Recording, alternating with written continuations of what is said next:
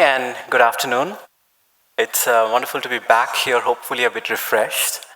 And I want to thank Ravi and LASSI for inviting me and to Good Shepherd School. Of course, it's such a wonderful, idyllic setup in which to discuss liberal education. I think liberal education comes alive when we live the life, and obviously we can see people living the life here. I mean, my interest in liberal arts education goes back to the time when I was teaching at Stanford. And there was a very interesting request came from the computer science department there. And it came to the English department and to the music department.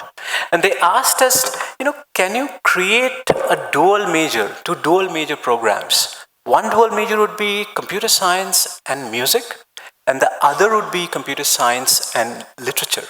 And it was very interesting that the request actually came from the computer science department, which, as some of you know, essentially created Silicon Valley. And it's very interesting. Silicon Valley is a very bizarre place. I lived there in Palo Alto from 2007 to 2016.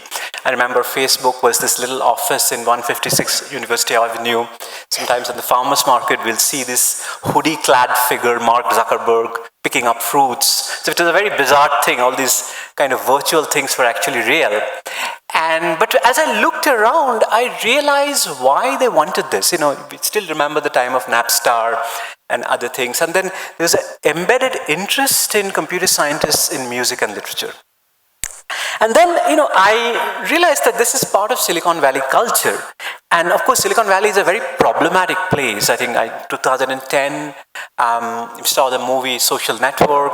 And in 2020, of course, we saw the social dilemma. And between 10 years, we've seen Silicon Valley can be very exclusive. It can be very sexist. There are racial problems. But at the same time, I felt it's the last frontier of genuine innovation in America, the Western frontier, literally. And as I looked around, and it's a place, if you sit in the coffee houses, you always hear somebody being interviewed for Facebook or Google or something. And then you realize that Silicon Valley, the startups are not just a product of engineering. They are a product of engineering, sciences, design, art, language, psychology. In other words, they are actually a very cutting-edge, new version of something very old, and that is liberal arts, very ancient and very interdisciplinary.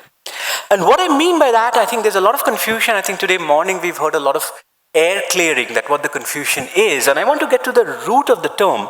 And therefore I have this term PhD, the Doctor of Philosophy. And it's a bit like philosophy in Doctor of Philosophy. We get a Doctor of Philosophy in philosophy, we get it in music, we get it in mathematics, we get it in literature, we get it in all subjects. So what is going on? So obviously here philosophy is in its original Greek sense. Philos plus Sophia, love for knowledge. It is not, so it's in the new sense philosophy is a subject, but in its ancient sense it's essentially all subjects. Remember, if you think of the Greek philosophers, it's very easy for them to talk about, medicine one moment and then suddenly move to poetry and then suddenly talk about politics. That's what Aristotle is. And that's how it went on for the longest time. It's really around the European Enlightenment of the 18th century that, the new disciplines were coming up, the sciences were coming up, the social sciences were coming up. And even if you think of that pioneering text which changed science, Newton's Principles of Natural Philosophy, Newton is not using the word science. Why? The word science didn't exist.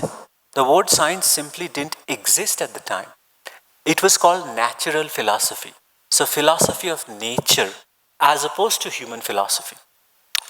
Of course, as the subject started getting developed, people felt that this is too vague a term, this is too large, it's too baggy. We need to have something a little more specific.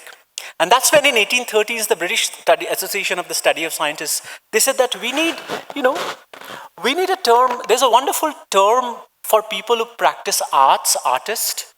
So let's have a term for people who do science. Scientist. So the word scientist was actually coined based on the word artist, which as someone in the arts, it gives me great joy. That's how interesting is that. So I think what the point is, these terms have very strange histories. you know, and liberal arts simply comes from a time when there was no word for science. Everything was the art. Everything was the art. So it's actually, and then if you go back, and we've talked a bit about this today, it's like, there is obviously the medieval university had the 4 scientific arts. It's very interesting. The quadrivium was the 4 scientific arts. And the scientific arts are very interestingly arithmetic, geometry, astronomy, and music. Music is a scientific art, which is really fascinating. And this, actually, there's some very interesting, even recent experiences. I was a consultant for the liberal arts for the New Education Policy Committee. And the greatest support for humanistic education actually came in the committee from 2 scientists. One was Kasturi Rangan, who's a physicist, as some of you know. And the other person was this very interesting young mathematician from Princeton, Manjul Bhargav. So I had many conversations with him. And this is something Manjul has said even in public, that he was a tabla player. He was actually a tabla player, and he had this interest in Indian classical music, which really helped him understand mathematics at a very high level. So clearly it was quite fascinating that how these scientific arts were part of the quadrivium. And then you had these 3 humanistic arts, which are obviously, you have grammar, logic, and rhetoric. So what we have here, the main reason, the confusion behind the term liberal arts is that it's an anachronism.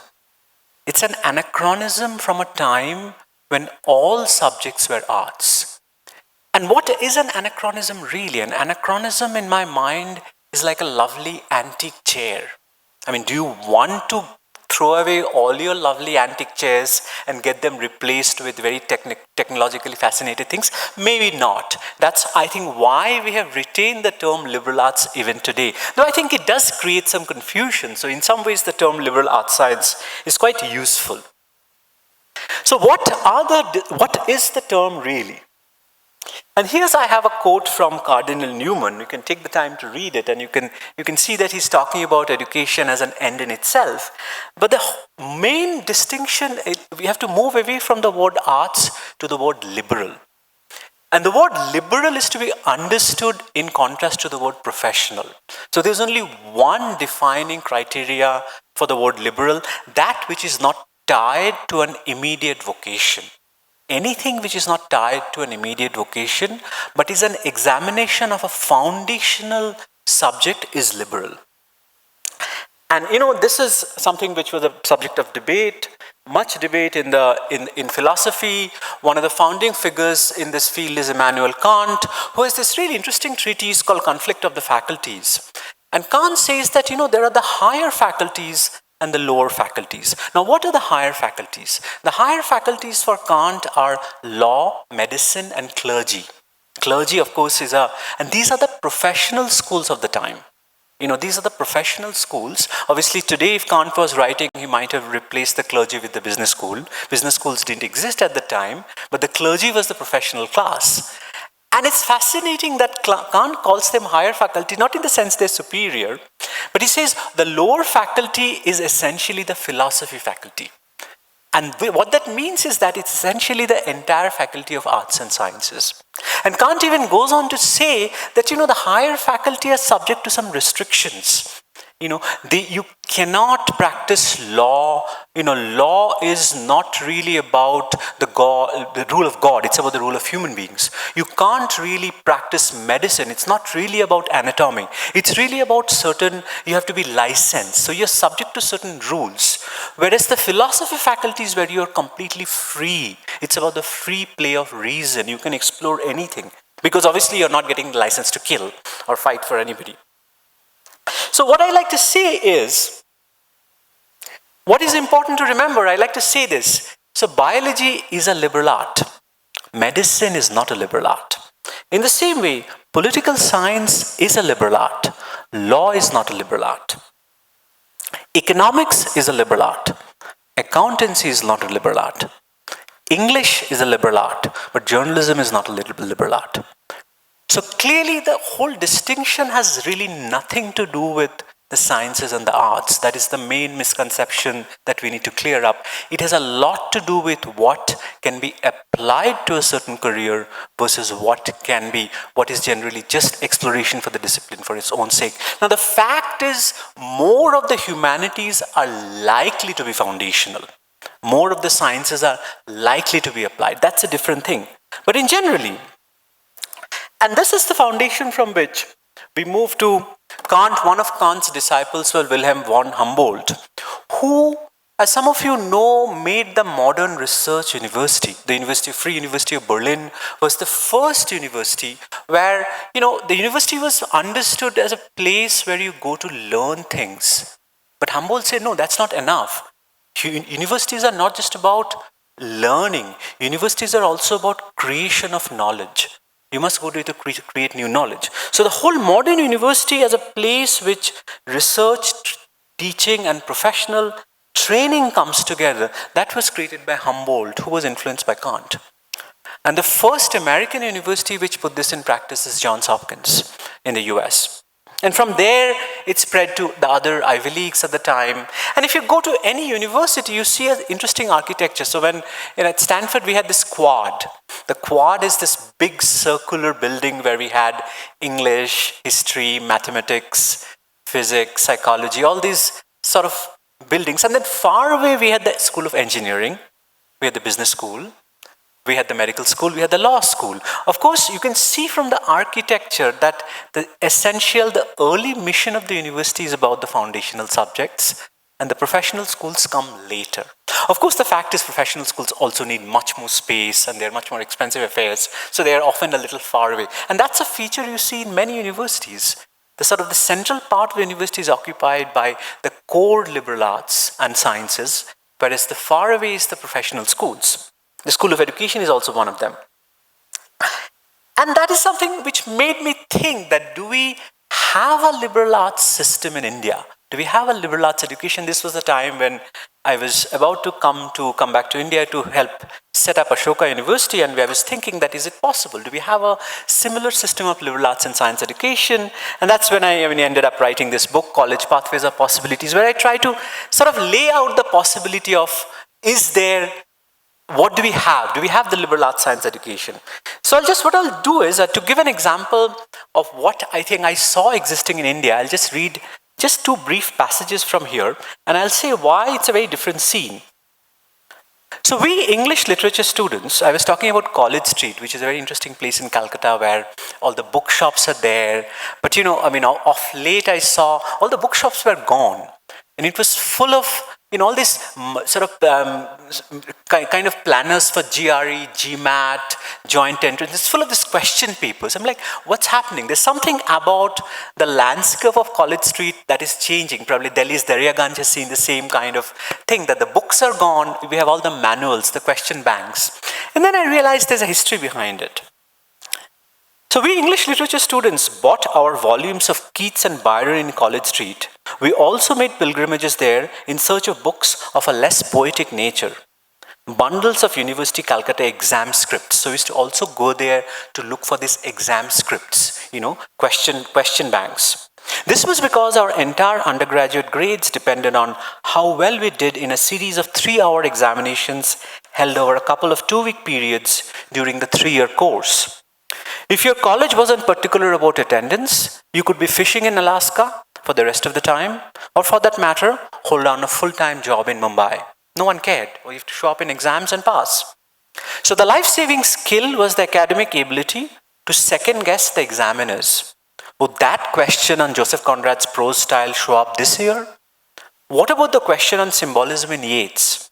It was wise to discount the questions that had been said the previous year, and we were assured that authorities did not like to repeat questions in successive years. So it's all a kind of a game. I'm trying to game and outpace the examiner. What questions are going to come this year? So questions from odd and even numbered years did not mingle in the same question set. Since our English BA Part 1 was to be held in an odd numbered year, I zealously prepared the answer to a question on the tragic structure of James Singh's Riders to the Sea that had first appeared with the exact same wording in an odd numbered year from British ruled India. I'm not making this up. This question had been coming for more than 50 years, just appearing at a regular interval. It's quite fascinating how things remain unchanged. So no wonder people spend so much time just guessing what is the question for this year.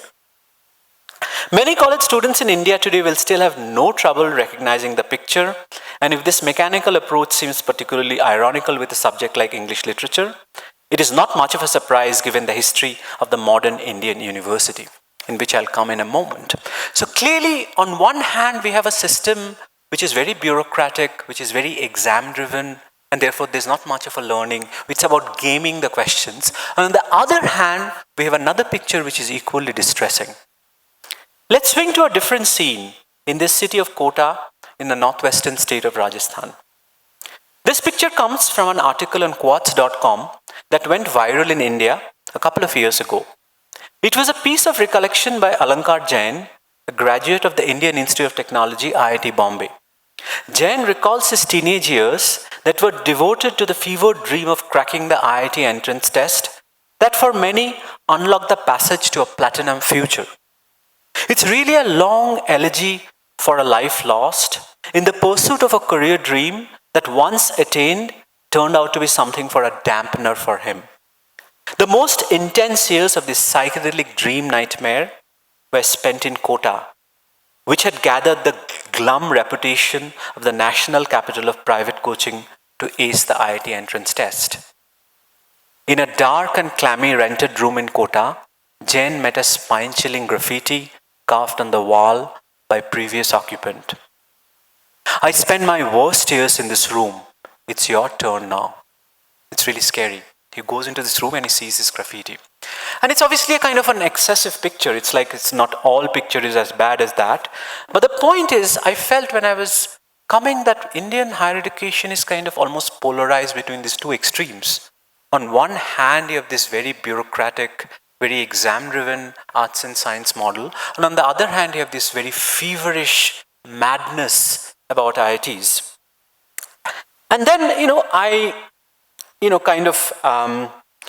why is that? There are very clear historical reasons behind it. And one reason is the public universities in India were set up by the British. So 1857 is the crucial year when the three presidencies, Calcutta, Madras, and Bombay, are the first universities. University of Calcutta, University of Madras, and University of Bombay. And the British did not really try to replicate the Humboldtian model. Their goal was not to create a research university in the manner of Humboldt, nor was their goal to create the kind of pastoral care college in Oxford and Cambridge. Their goal was really to create a system which would certify the largest number of people in the shortest amount of time. And that was because they needed people to staff, the clerks and bureaucrats, to staff this large imperial service, without which they could not sort of rule this huge country, which was even bigger, obviously, back then. And what is the way to do it? The quickest way to ensure this is exams. So essentially, the universities were really not centers of learning, but centers for administering exams. And this is not just in India, this is true of many other parts of the British colony, in South Africa, in Caribbean, a very similar model, and this was derived from the University of London model. The University of London model, and it's a cheaper model. To actually have research and teaching in an intense way is much more expensive. But to administer exams is much cheaper. And that was the model that, kind of came into being. And there are also many racist reasons behind it. And there's a wonderful book called Science and the Raj by Deepak Kumar, JNU professor, who says there was a lot of racist beliefs that Indians were not capable of doing real science. He said things like, Indians can be maybe a compounder or a nurse, but they can't really be a doctor or a scientist. A tropical brain doesn't nourish those thoughts. So there's a lot of bias about that. And that made me want to think about this and made me want to write this book, which got me involved in all these liberal arts proceedings at different levels. And it's also very clear that when we talk of education in India, we think of consumption of knowledge. Education in India is a test of how well you consume knowledge, how well you learn, and exams are a place where you're tested how well you've learned it. But the higher education, half the story of higher education is consumption. The other half is production of knowledge. Are we producing knowledge? Are we asking students to create new knowledge?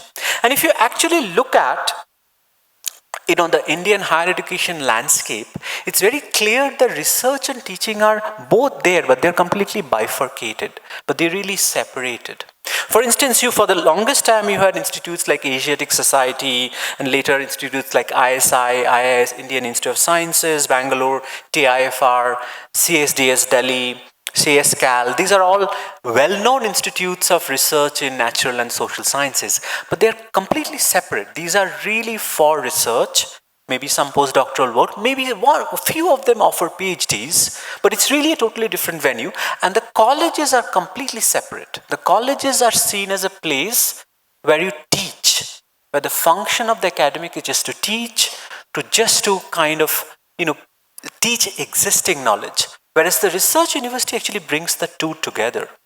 Research and teaching are done by the same person, and the students are asked to do the same thing. You learn, but you produce. Princeton, for instance, every single student there has to write a capstone thesis. It doesn't matter what you're studying, whether you're studying science or arts or economics, you have to write a capstone thesis. We simply haven't had this model. We haven't had this model because the higher education landscape separates teaching and research in two completely separate directions. Things have started to change. So if you look at the ISERS, Institute of, I think it's called Institute of Science Education and Research, something like that, or CMI, Chennai Mathematical Institute, there are some new institutes which are actually trying to integrate research into teaching. And that is a very new development. And that is obviously, that's what we also try to do at Ashoka.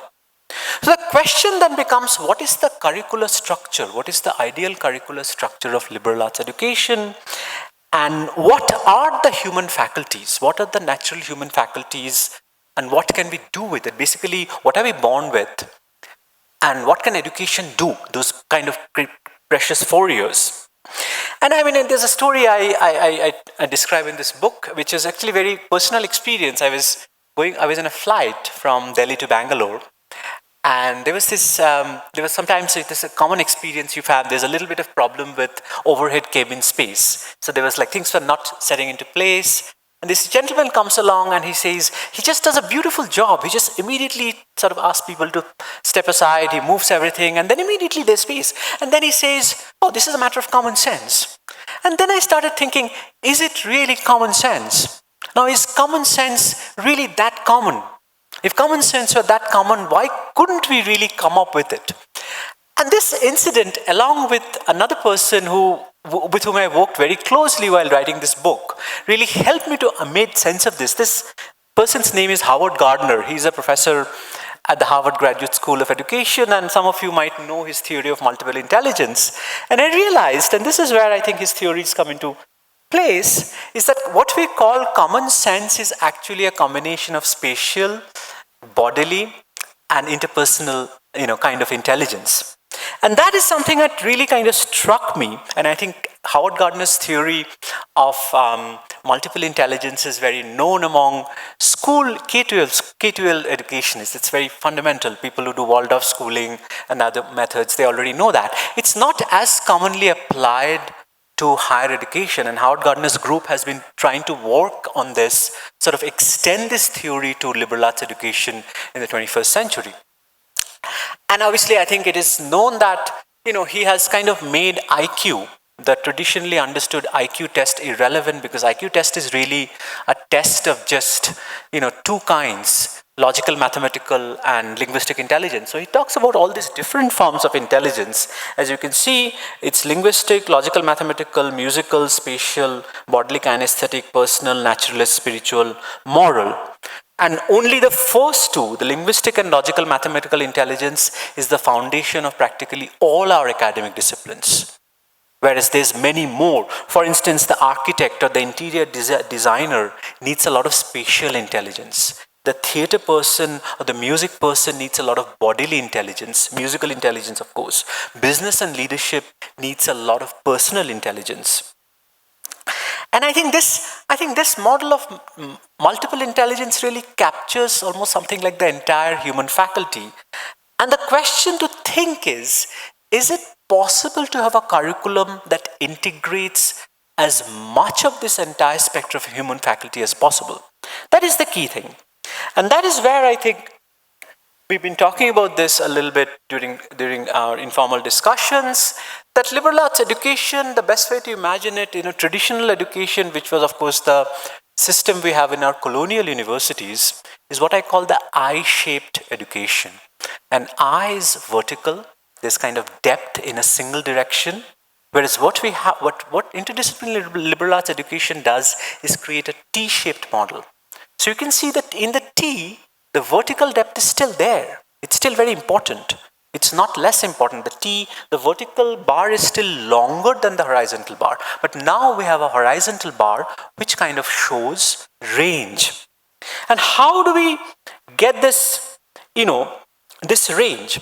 One way, of course, is something you've already heard, that very first year general education is where you examine a whole range of things: philosophical inquiry, social inquiry, natural, quantitative reasoning. That's one way. But the more exciting way, I think the more exciting way of doing it in the 21st century is what I call the contradisciplinary. This is what, gets us back to the computer science and English dual major. And I think this is the feature of liberal arts education that is going to define the 21st century. And, this is, when you have general education, it's fine, but, people kind of do it as a duty. Oh, these are core courses, I have to get through them, let me just do it. But I think the most adventurous students will combine unlikely faculties. And I always tell students, if you have quantitative and qualitative ability together, you can do essentially anything. You can do any job, you can study any field, you can really capture any reality in the world. And I also say that, doing music and mathematics or physics and philosophy and computer science and literature is not for everybody. It's kind of really difficult. There are a lot of students who say, I just don't have a head for numbers, or I just can't write, that's not my thing. I'm great with numbers. So I tell them, there are other ways. For instance, if you're a literature student and you really can't do mathematics at all, then I say, okay, do the next thing. If you're majoring in literature, minor in economics. Because economics in its current formulation is very mathematical. Okay, even if that's too mathematical for you, take sociology. You're dealing with an archive which is human life, but your methodology is very quantitative. See, the subjects at the university, there are two ways of looking at it. What is their archive and what is their methodology? And again, there are two archives, the natural archive and the human archive. The natural archive is what we call the natural sciences, and the human archive is the humanities and the social sciences. Clearly, it's no longer enough to separate them. We have problems like environmental studies and others which are bringing the two together, but traditionally, these are the divisions. So if you take two fields like sociology and anthropology, it's quite fascinating. They have a very similar archive: human life, group behavior. But whilst anthropology's method is much more humanistic, much more narrative, sociology's method currently is much more data-driven, much more statistical. So this is one way a student who is comfortable, who enjoys humanity, can still be introduced to a quantitative method. And that is, I think, the best way of really kind of expanding them. And that's exactly why it's really important to go beyond that. So what we have is, to kind of put it all together in perspective, we had a past where all these disciplines were together, simply because disciplines were not advanced enough. Things were not that developed.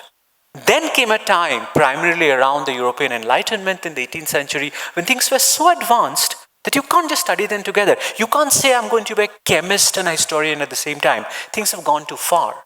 So that's when we started to divide things. That's when sciences, arts, this division started to become important. But in the 21st century, I think we are again back at a time when it's very important, in spite of these incredible specializations, to go for unexpected and surprising combinations. Obviously, I gave the example at Stanford. Some of you might know the work that is done at the MIT Media Lab. It's really interesting, And I think most of all, the biggest elephant in the room now is AI, and we've heard already in the morning sessions that how AI is a kind of a combination of language, psychology, design, science, and engineering. And not just that, what's very important is the nature of jobs and nature of careers are completely changing.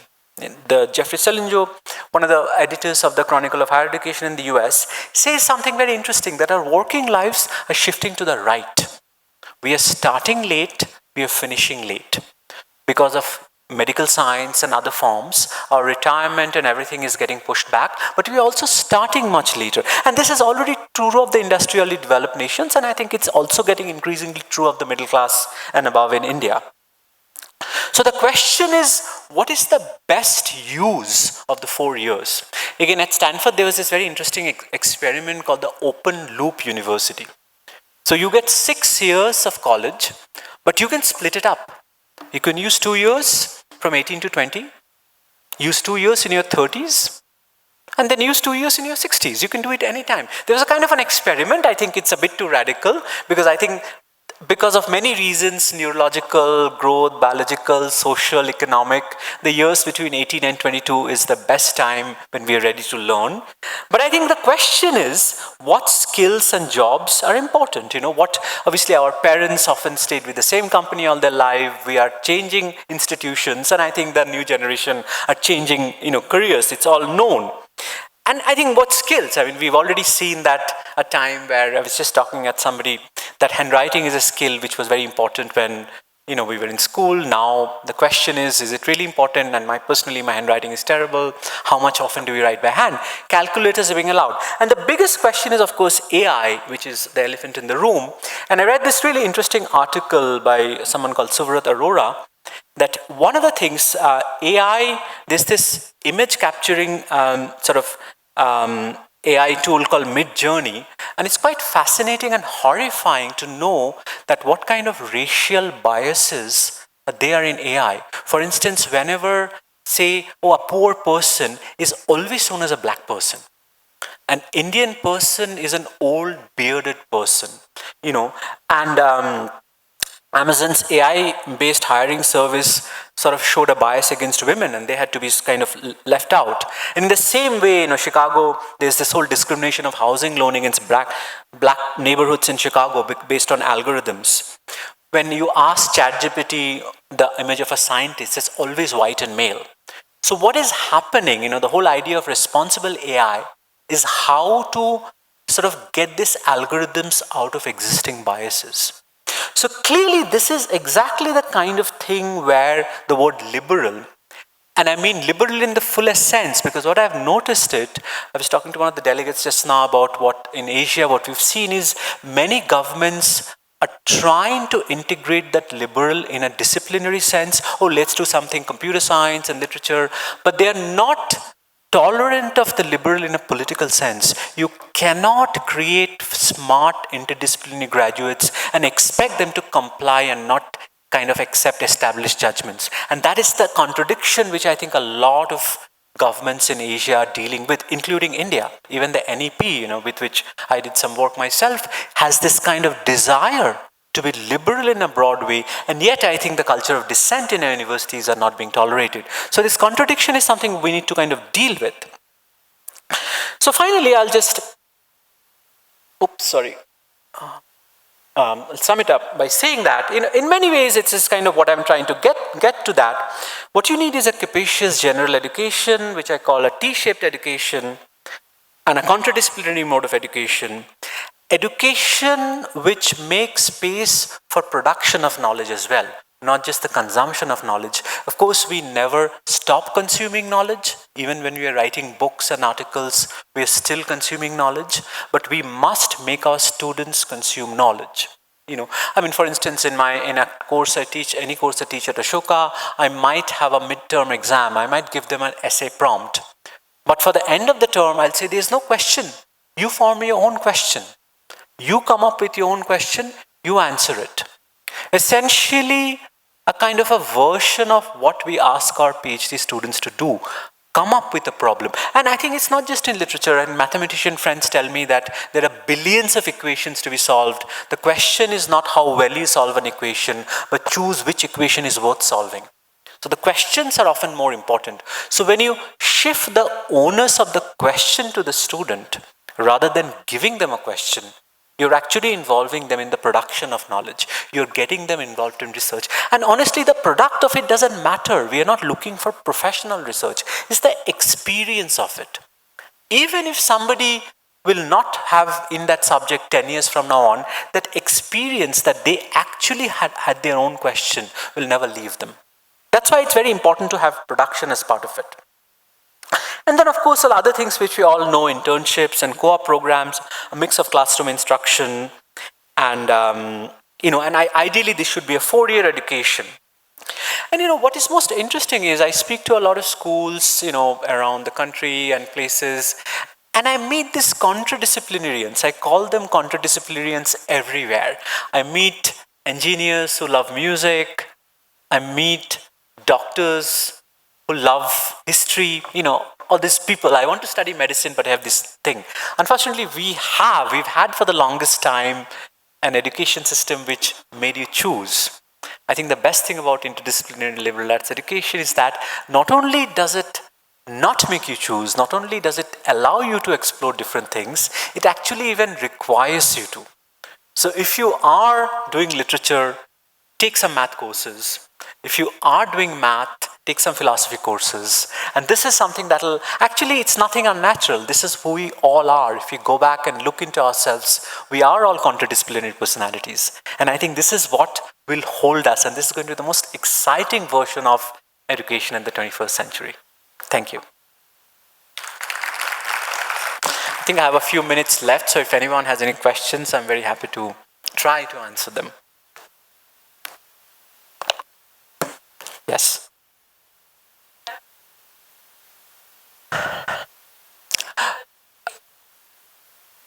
No, I was not involved with the school education at all. I was just a consultant for the liberal arts education for the college. So, I'm not really an expert on K-12 education. There are other people who are looking into that. But I think the idea was, we had several discussions about, is there an Indian component to the liberal arts, like the word kala, I think came up in our discussions many times. And kala is a very interesting word because kala literally means the art. And yet, it really, if you go and look up, there are 64 versions. Anything from poetry to hairdressing is part of kala. So it's an expansive idea. So I think the idea was that, in the 4-year level, that's why we pushed for a 4-year model, that this is the best way. And I think there's a lot of attempt to also integrate research into it. But of course, policy, this is a very small role I played. I was not part of the committee, but I just had a few sessions with them where I explained what are the possibilities. Because of this book, I got involved. And I think the NEP really does make an attempt. I have a lot of problems with many other aspects of it. I think one of the big problems is how it presents a very singular history of Indian education. Seems like there's only one culture, one religion that has become dominant. So those are things I have some difficulties with. But I do think that it does make for the first time an attempt to depart from this colonial model of single subject education that we've taken for granted for the longest time. And I think there are options, possibilities there. There are a lot of lectures, a lot of institutes are holding this holistic liberal education, education as part of the NEP, and I'm giving several of the talks I've been giving around the country. But I think this is a kind of a possibility of a new departure. Thank you. There was one hand there, yeah.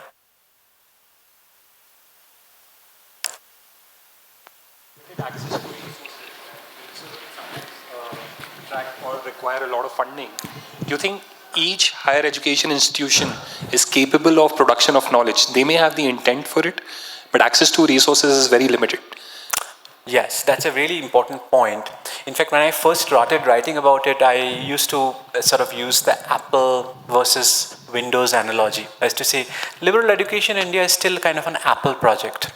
At the time, Apple, you couldn't really find Apple computer. This was in 2009 and 10. You only had PCs. So I had an Apple. And it's still like an Apple model. And I think we heard in the morning that oft-quoted example of Steve Jobs dropping out of Reed College and saying that those calligraphy classes are what really made me think of the Macintosh fonts. And I think that's true to a great degree even today. It's still a kind of an Apple model of education. And the biggest reason behind it is the kind of resources it requires. The most important thing, a liberal arts classroom requires a certain kind of pedagogy.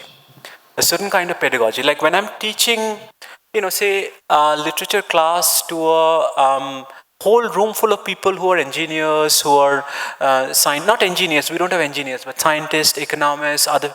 And my goal is this is the last literature class they're going to take.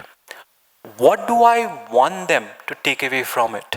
They're not going to remember which poets wrote in the 18th century or 17th century. They're not going to remember any of that. But if I can show them how literature thinks, for instance, this thing called the author function. The idea of the original author didn't exist before the 18th century, before capitalism, before printing, before intellectual property right. Shakespeare didn't know he was a genius. Milton didn't know. They were all stealing plots from everywhere. They were all taking ideas from all over the place. And they were saying Shakespeare is the most sophisticated plagiarist we've known, as you know, but he's a beautiful one. So the point is how the author function emerges in the 18th century as part of printing, as part of capitalism. And if they understand that, they will understand why in the 21st century, again, it's facing a crisis. Performative media, video technology, interactive media, digital art, even that same kind of author function. So my goal is then to understand certain fundamental patterns in literature, not factual details. Of course, you cannot give patterns without the factual details. John Dewey has this wonderful comment that, all these subjects are like vessels. Education is essentially giving you critical thinking, reasoning, which is a fluid. But you cannot offer a fluid without a vessel. So psychology is a certain vessel. Physics is another vessel. They are vessels of different shapes. But essentially, they're giving you the same thing. And unless you're going to be an academic, who specializes in this field, for everybody else, it's the thinking that they're going to take away. Even as you know, in corporate life, people rarely, once they become administrators and managers, they're not dealing with any specific engineering skills. And that is the beauty of liberal thinking. So the challenge is, this kind of teaching is best done in a small classroom setting. It is actually quite difficult. So one of the biggest challenges of liberal education is that you cannot have very large classrooms. It's sometimes possible, like I teach a large lecture class with 100 students with a microphone. We have teaching fellows who lead small discussion sections, but there are logistical problems. Can I read the writing of 100 students? No, it's not possible. So my teaching fellows will do the grading. But when I have a small class, 15 students, then I can do it. So I think this is actually a challenge. I mean, one of the people who endorsed this book was Shashi Tharoor, and he made this very interesting comment about the book that if this can be democratized, this is the big challenge. We know that we have an exciting mode of education between us, and I think there are interesting instances like Ashoka, like Kriya. We've already started to get the process going, but how large can it be? That is still a big question, and sometimes we know that we can never be large. If you look at the Ivy Leagues in the US, they educate probably 3 or 4% of the population. Their influence, on the other hand, is disproportionately huge. Not just because of the people they train, but the research they produce. There are a lot of ethical dilemma about it. Should we have a two-tier system? We are a country of Nehruvian socialism, where there was a socialist equality. Now we have private universities with disproportionate resources. Should we? And this is also something I've seen. I've taught in Canada, which had a more socialist education. The moment I moved to Stanford, I was stunned by the sheer amount of resources one can gather. I think you see that in this school itself. Look at the campus. Look at the resources. And I've heard and I've told that there are only 750 students in the school. So clearly research versus individual allocation is the principle. And that is where liberal arts education is still resource intensive. So it's an ongoing thing. I think we can explore it in many different ways. There are many vernacular ways of exploring liberal arts. And India always had amazing teachers. We've had amazing individuals. I think we had a very indifferent and shaky system mechanical system, but within that mechanical system, we had charismatic teachers. So there's a lot of possibility, but I think right now we are still small. We still need to get this small model perfected. But I think once that is done, I think there's a way in which we can expand slowly. So that's a very important question to think about. Thank you. Yes. Yeah.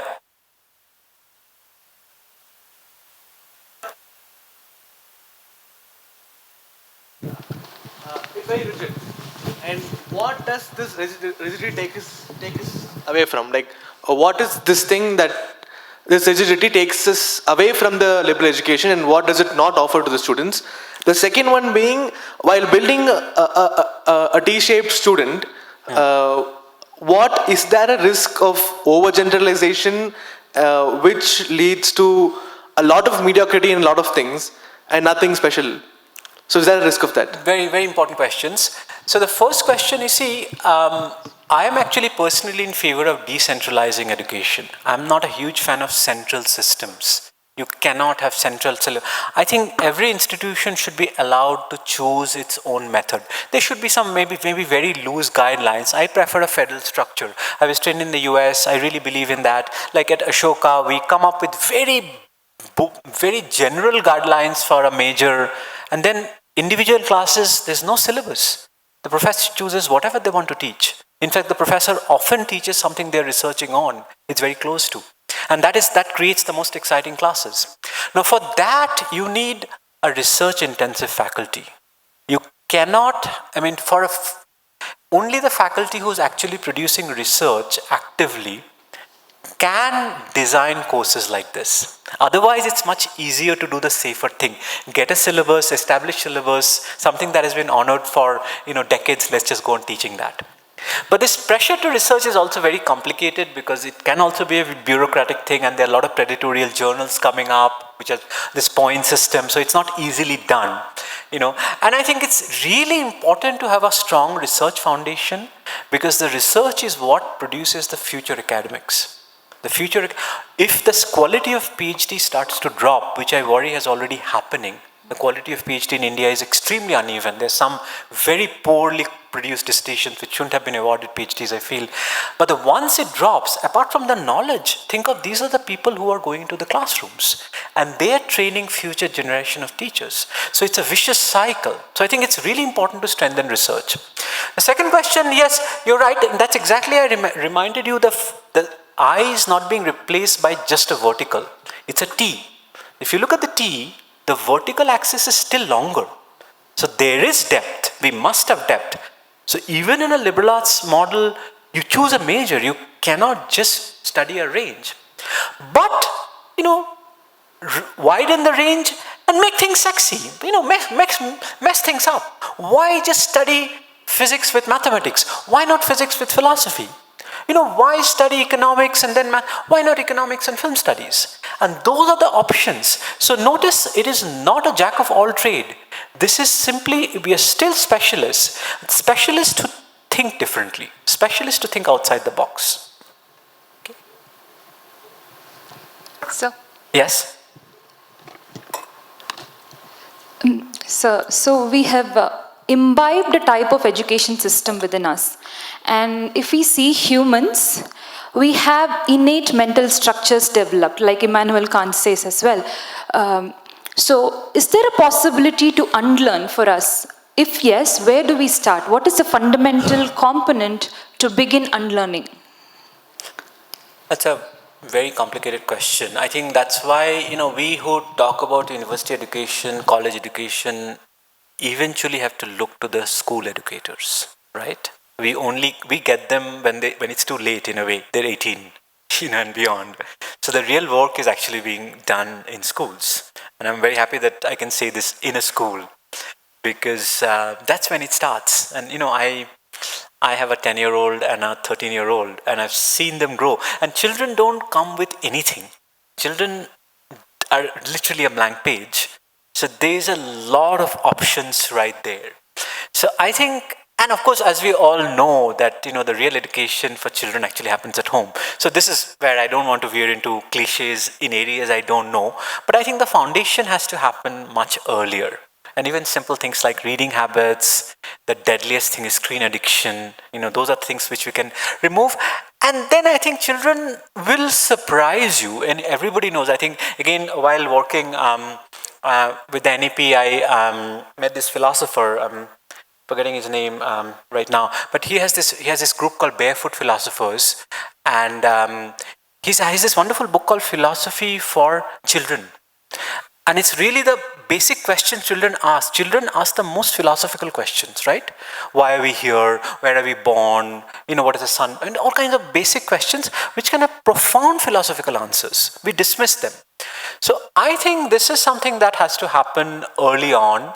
And then, I think it's extremely complicated. Personally, I'm not a huge fan of the CBSE mode of education. I think it really sort of suppresses creativity. It makes you sort of in boxes. But at the same time, I realize CBSE is a model that works for the nation as a whole. We can talk of IB and all those things, but they are still very elite. They're still very elite. So when you dismiss something like CBSE, you have to be careful that, okay, this may work for this, elite family from Delhi or Bombay, South Delhi, South Bombay, but from a really provincial, small town, first generation kid, that CBSE might still be serving their purpose. So it's a very complicated question about access and equity. Obviously, we want an education system, we want to create institutions which are intellectually exclusive but socially inclusive. And that is the balance, that is the paradox that we have to achieve. So yeah, that's a very important question to keep thinking about. Thank you. Thank you.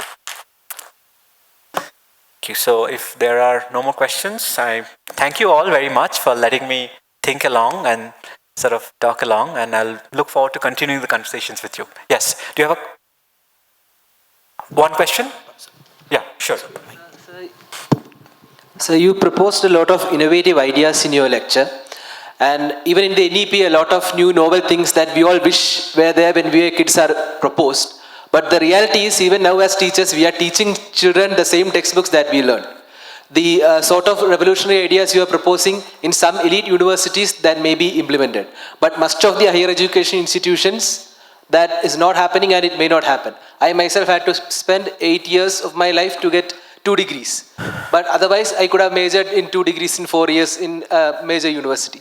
So the question is, will these discussions about liberal arts, about new innovative teaching techniques, will it just stick to some elite circles, or can it really be universally implemented? See, it's very hard to tell what governments really want. As I said, with Asian governments, what we see I was talking to a colleague from Singapore, that what we saw in Singapore, they wanted this liberal education, they brought Yale into it, Yale NUS was formed, but they couldn't take dissent. So it kind of disintegrated in this paradox. I think a lot of that is also true in India. There's one, like Ashoka was set up not by humanists or educationists, it was set up by entrepreneurs, investors, investment bankers, digital entrepreneurs. And they were saying that, we are not getting good employees. We are really tired of employing these third-rate engineers. We want people who can speak well, who can communicate, we can think differently. Let's set up a liberal arts university. And Ashoka came into being out of that. So there is that desire, but I think the main problem right now in our country is that we are not actually ready for liberal thought. The word liberal in many circles is still a curse word. I don't want to give various versions of that word, which all of you know. If you're on Twitter, you keep hearing that all the time. And I often write articles on this subject, so I'm sometimes caught up in these debates. But clearly, you cannot expect a person who can do computer science and philosophy and not question established opinion and not question power. That is exactly what we teach them. We have to question power. But that is something for which I worry our current powers don't have a stomach for. And that is why you're facing this hypocrisy. On some level, there's this desire, this new India, new economy, new workforce, let's create a workforce which can actually catch up.